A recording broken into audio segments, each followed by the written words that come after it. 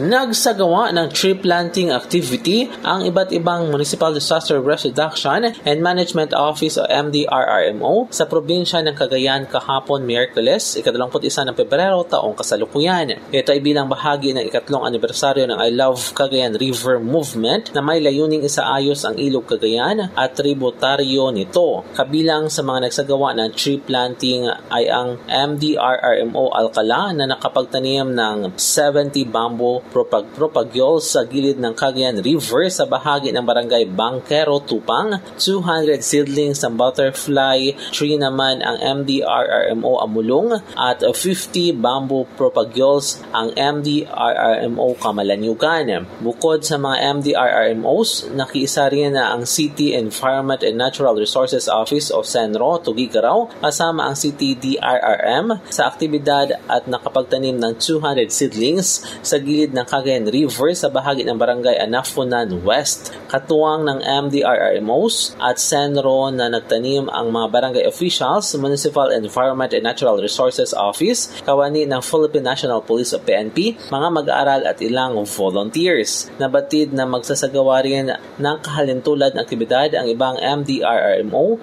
bago matapos ang buwan ng Pebrero bilang pakikiisa sa pangangalaga sa Ilog Cagayan. Mula dito sa Cagayan, MG de la Cruz para sa Radyo Alternatibo, Balita Nationwide.